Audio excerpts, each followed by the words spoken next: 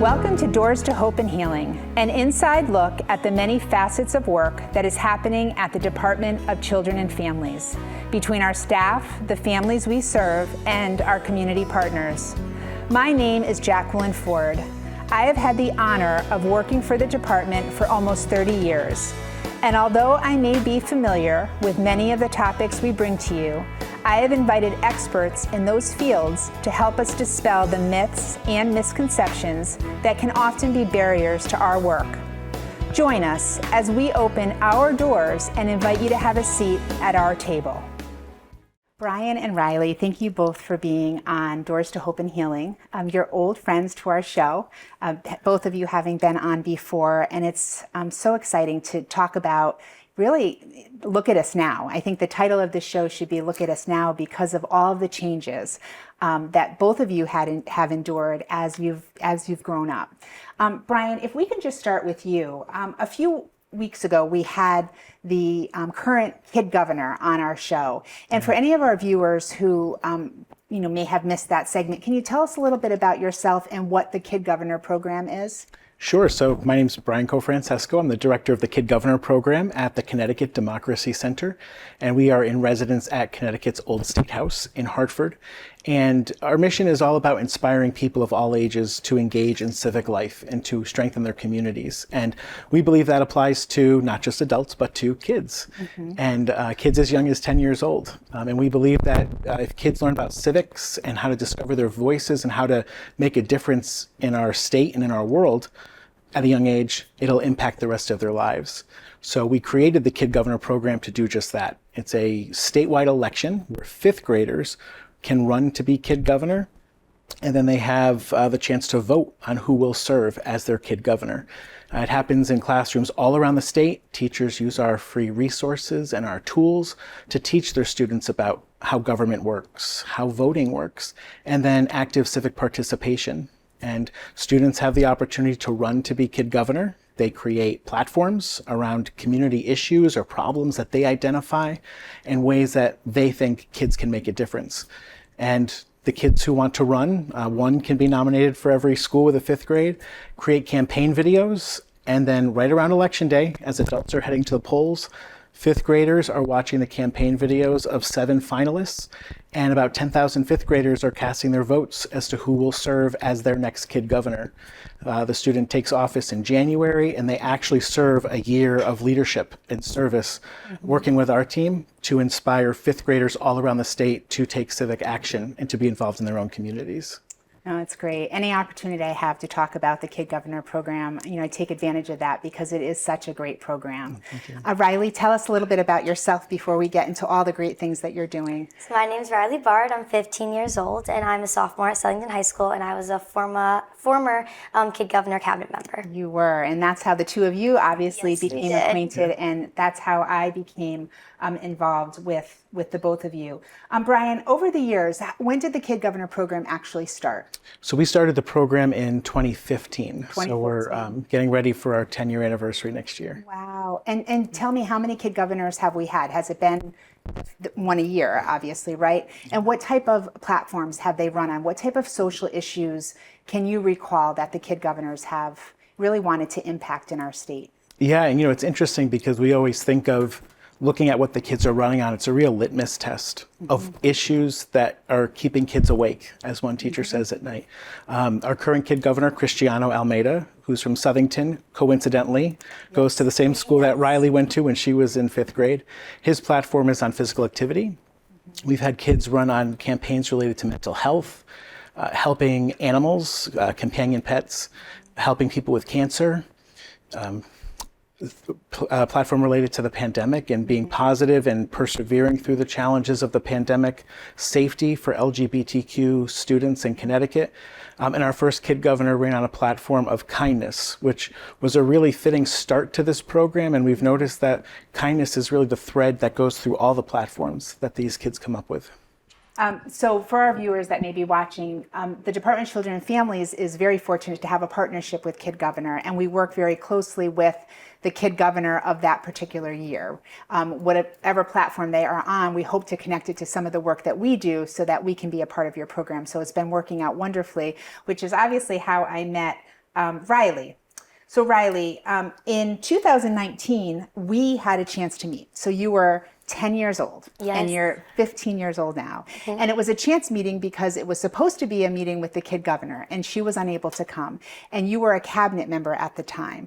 So you were able to be a part of our show as a cabinet member. Before we get on to your platform there, Brian, tell our viewers about the cabinet. How are the children, the youth, chosen for cabinet seats? So the cabinet members are the 6 other finalists from the statewide election. The election has 7 students who run. 1 student will be elected kid governor, and then the other 6 become the cabinet. And it's a way for us to elevate other voices and other platforms, ideas, and it really empowers those students to also carry out their platforms. And they meet monthly at the old State House, and they work together to really support each other's work, sometimes in their own schools, to make a difference in the state. So they're also able to work on what they had run for, the platform that they ran for, and they're supporting the kid governor's work. Correct, So that's wonderful. So Riley, take me back to 2000 when you were 10 years old. Yep. And you ran for a seat on the kid governor. And you weren't elected for that, but you made yourself a seat for the kid, the cabinet, and you made a remarkable difference. Tell us about your platform and what your interest was. What social issue did you want to talk about? So my main platform was to help ease the transition for kids in foster care and adoption programs from their homes to foster care and adoption. Okay, and what were your ideas about easing that transition? What was your concern for them? So part of my platform was to create a blog to help kind of spread the awareness of what foster care and adoption programs are. I wanted to create a Fostering Friendships, which is my organization that I help raise money for foster care and kids in foster care and adoption programs. And I wanted to kind of help promote inclusion within and make them kind of feel welcome in schools. Mm-hmm. So what was the experience like running for kid governor? When you think back to that time, what was it like? I mean, it was amazing. It was an experience that I hope every student my age and when I was gets to experience, because getting up in front of, your class and all the 5th graders and preparing a speech for months at a time during your recess at home and, getting people involved and know about things that maybe they don't really think of was really impactful for me. I mean, out of the whole 5th grade class, I had one more vote from everyone else that, kind of set me over the top. And I sat there, and then the next day she came in, she's like, okay, you're on the next step. Like, you're going to be on the cabinet. And I was like, what? And, it was so exciting. And then to move on and work with people that I normally wouldn't get to work with because they were from different schools, different towns. I really got to meet a lot of really new and cool people. That's wonderful. And why was your heart so tender about foster care? What led you to want to make a difference for kids that were in foster care or coming into your school from that type of home environment? So some of my family members and close friends were in foster care and adoption programs, and they're out now thriving. They have good jobs, and I really want to make sure that kids that are in foster care and adoption programs have the same opportunity that they once had. Mm-hmm. Well, you're definitely doing that, and you've been doing that over the course of the last 5 years. Yeah. What ways do you feel that the Kid Governor program and your role on the cabinet helped to catapult your work to continue this work forward, even after that seat, when that seat was over and you no longer had those meetings and you weren't working with those kids and having that platform to elevate your voice? How did you continue to move your work forward? So the Kid Governor program really did give me that platform to kind of, meet you and meet other really cool people and leaders that helped me kind of voice my opinion and host fundraisers and have the opportunity to do so and continue the work.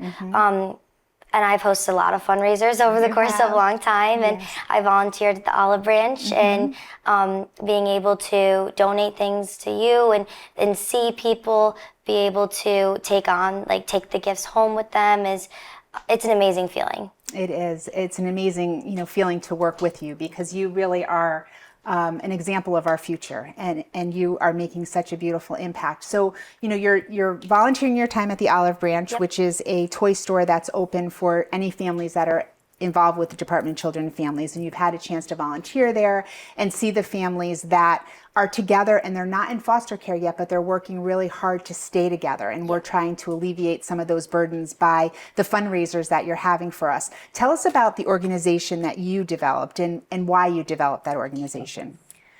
So Fostering Friendships was a club that I started, and I wanted to help raise money for kids in foster care and adoption programs.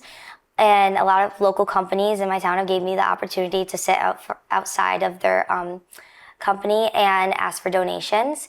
Fancy Bagel was one of them, and they let me sit outside. And I met, people that said, hey, do you want to come to my company and sit outside and ask for donations because you're doing such a great job? Or, hey, my family member was in foster care and adoption programs, and to know someone like you at a young age is still doing it is great. And so I kept doing fundraisers.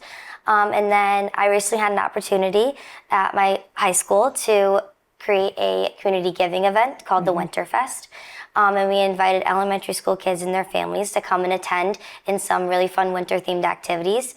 And we had a goal of 50 kids to come, and we had 97 come. Wow. So to have that huge increase of kids come in our first year of hosting was crazy. And it was a huge opportunity, and it was great. Well, I was there, so Yes. I can attest to the fact that it was very successful and very well organized, and the maturity of you and your peers was exceptional. Brian, how do you feel hearing about all these great things that Riley has been doing, and knowing that your program, something that you are a part of that legacy of creating from the very beginning? How does that feel to hear Riley talk all about her work? I mean, it's inspiring for me.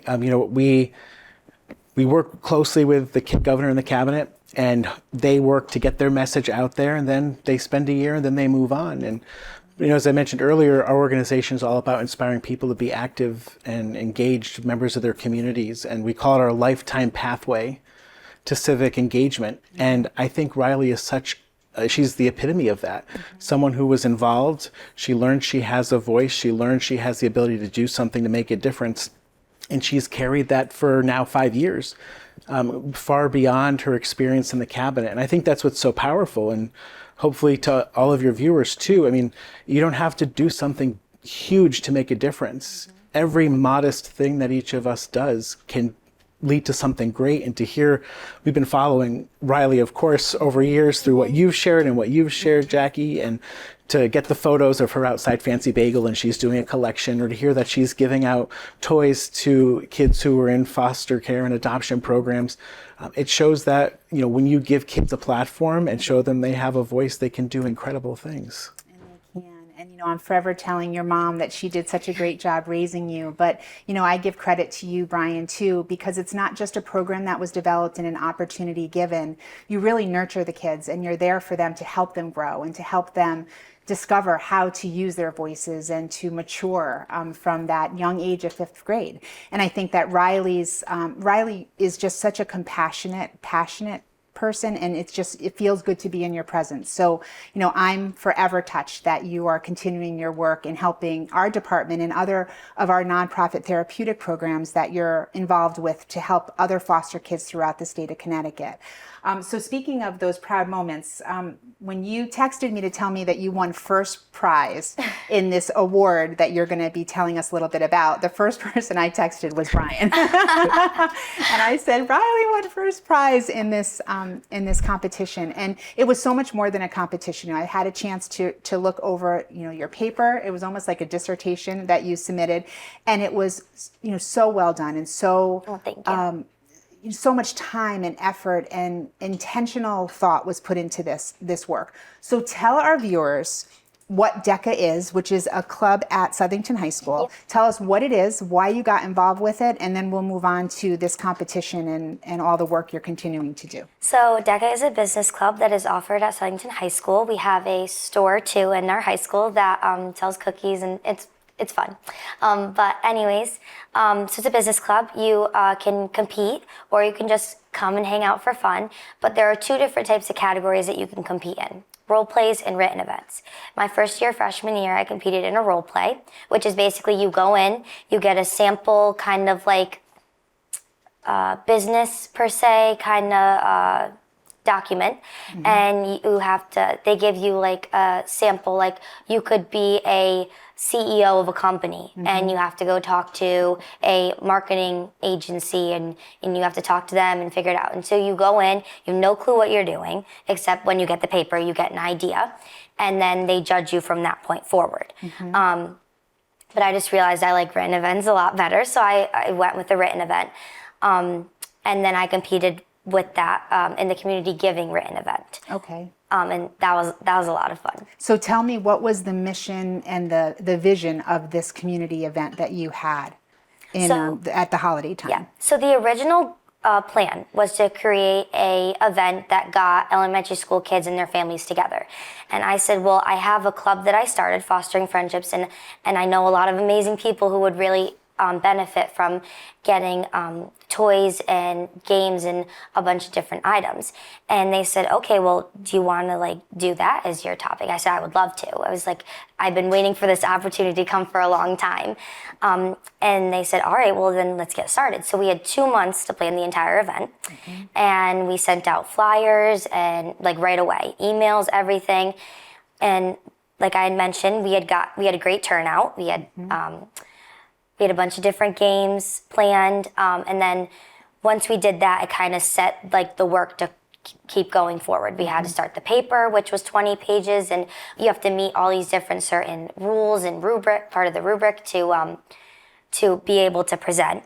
And then in, I believe it was January, we went and competed, and then they give you the like, your grade or whatever on the presentation and then the paper. And then later that night, you find out if you place or if you unfortunately did not place. Okay, so whether or not you advance to the next step in that. So this DECA project, this business project, it was to benefit children that were in need, in different communities that had a need, and you were fundraising to purchase gifts for them, right? Correct. That's what that was. So now you find out that you are advancing, and you went to the AquaTurf. And that was based on the written report that you had developed with your partner in that? Yes. So tell me about that written report. What did you write about? What did you learn about the work that you had done?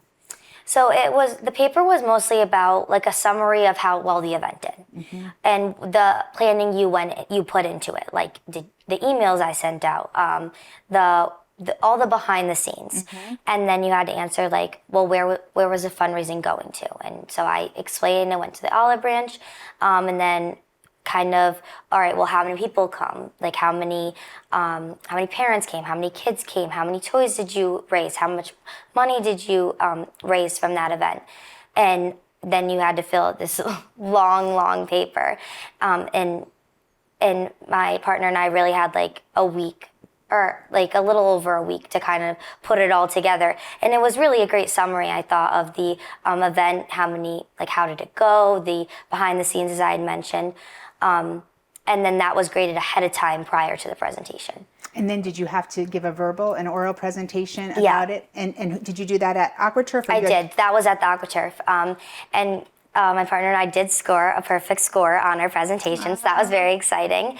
They said they were just happy to know that kids our age were still trying to find an issue and try to problem solve it and figure out how to benefit. And they were like, I had no questions. They were like, you were perfect. It was perfect. You summed it up perfectly. And they said, I can't wait to see you at the next level. And I was like, that's great. Thank you so much. So the next level is California. Yep. You're heading to California next month. And tell me, what are you going to expect to do in California? So California, it's going to be a lot, but it's a week long. It's from April 26th to May 1st. And the first day you get down there, it's kind of like, just relax or whatever. And then the next 2 days are really when you like compete. So you go and compete. It's at the international level. So there's about 200 people we're competing against, and we're going for top 10. So we're hoping top 10. Okay. And so you find out that night if you place top 10. Then if you place top 10, you move on to the next day. And then that's when the final like award ceremony is. It should be really fun. It's something that I've never gotten the opportunity to do. and it should be really exciting. Oh, you should be so proud of yourself because a lot of work went into that. And It did. I feel like you already won just by having this opportunity to go to California and to be with other youth that are competing and learning about their topics and about other social issues. So I wish you so much luck when you go to California, and I hope you have a great experience.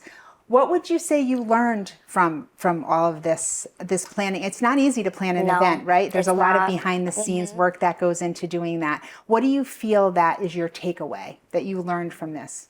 I definitely learned how to plan an event, as you mentioned, and I'm looking to go into event planning when I'm older. Well, possibly. But I learned how to communicate and write emails, a lot of communication skills. How I met a lot of people along the way in my school that helped me kind of jumpstart the process. Writing a paper, 20-page paper is a lot. I mean, I think the most I've ever written was 3. So to write in format and work around deadlines and organize yourself in time management was a big thing that I learned from this. Wow, what a great learning experience. You mentioned that you may want to go into party planning. But Yes. I do remember that you wanted to be a foster parent when you became 21. Is that still a goal that you have? Good. Well, and I'm hoping with event planning too, if I do create my own business, I can kind of work around those hours and accommodate many dreams that I have when I'm older. Yes. Oh, I'm sure you will. I mean, I could see you. I'm sure Brian can agree. You will be the CEO of a nonprofit someday. I don't know what the mission and values of that nonprofit will be, but I'm sure that you're going to be successful in anything that you do. So if you had, you're speaking in front of a group of 5th graders, what would you tell them if they were thinking about running for kid governor? What advice would you give to them? I would have to say to pick an issue that's important to you. If you have a passion behind an issue that a societal issue, it's more motivation to continue and to keep going. I mean, for me, the issue was very close to home, and I just wanted to keep going. I wanted to keep making changes and helping. And it is, and to all 5th graders, I would say it's a lot of work. But once you feel so accomplished once you do it, and once you learn a lot from it. And to any 5th grader out there, I would have to say, do it. If you have the opportunity, go for it. It's an amazing organization. You learn a lot from it. It's changed my life for the better.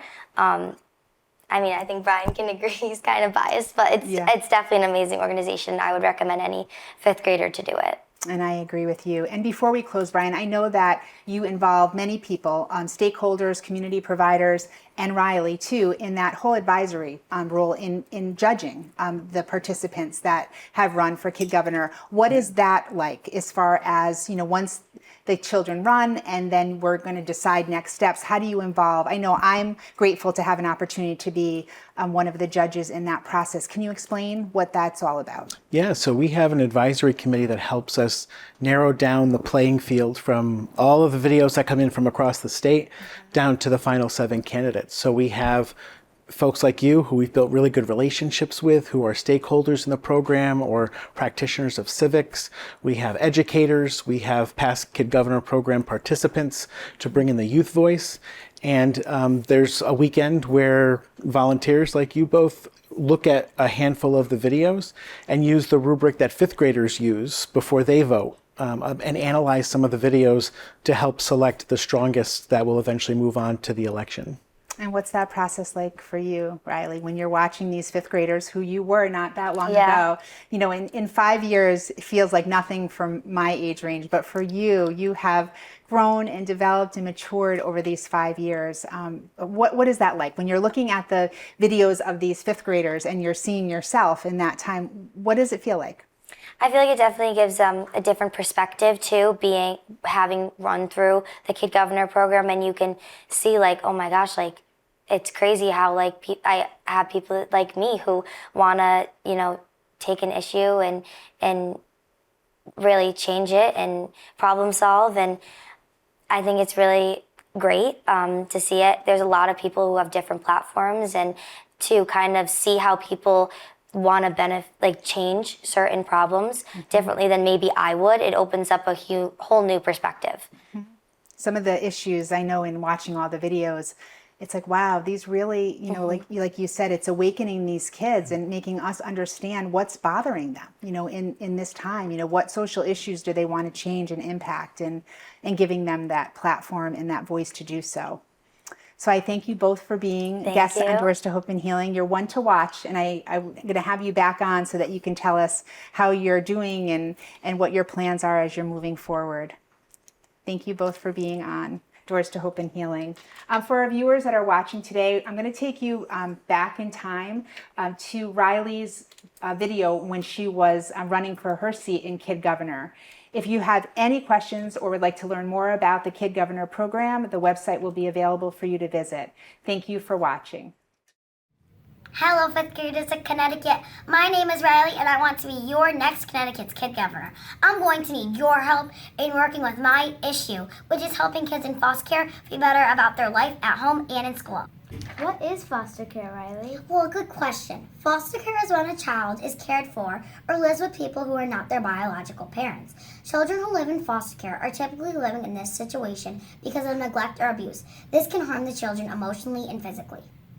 How does this affect kids in Connecticut, Riley? Shockingly well, this year, 4,000 kids in Connecticut are affected by the foster care system on any given day. Think about it. That's more than the number of people that can fit into the Bushnell Theater. 5th graders, look around at your classmates, look around at the kids in your school. Chances are that there are many who have been or are currently in the foster care system. Why is foster care so important to you, Riley? Well, this topic is important to me because someone very near and dear to my heart at a young age became a foster parent to a child with special needs. During his transition, his foster mom made sure that he was able to develop friendships and found opportunities to make him feel included. So what's your plan, Riley? Well, not all foster kids have the same loving experience. Although I am too young to be a foster parent, I still want to make these children's moves to new homes and schools as easy and comforting as possible. As 5th graders, what can we do to help? Well, there is so much that you and I can do together to make these friends and classmates of ours who are in the foster care system feel better. With your help, 5th graders, we can accomplish fostering friendships in 3 ways. 1. Hold fostering friendship fundraisers at schools and libraries. This fundraiser will educate the public on the need for foster care parents and ask for new stuffed animals, toys, backpacks, lunch boxes, and clothes. We will provide these foster kids with belongings that can be their own, which hopefully will make the adjustment to their new home and school that much easier.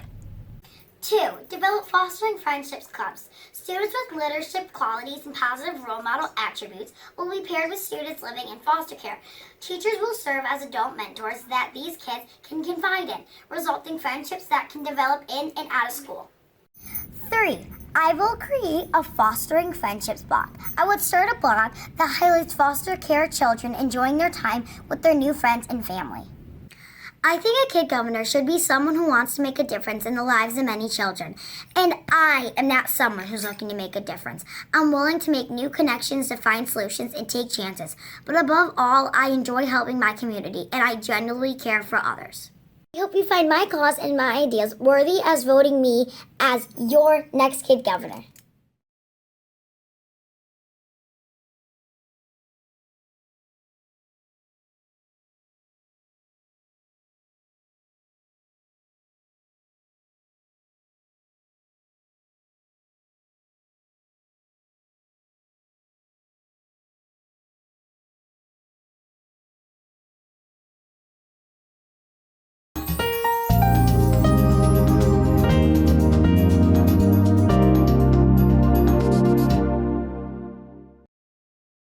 Nick Augustino right here at the East Side Restaurant. We always have the complete full dinner menu. Knockwurst, bratwurst, sauerbraten, potato pancakes, red cabbage, rice pudding, cream pies, all the desserts that Germany had to offer. I always do something different. Yes, I do. I brought seafood to the beer garden at the East Side Restaurant. East Side Restaurant, your German destination restaurant in Connecticut. Tiki-taka, hoy, hoy, hoy!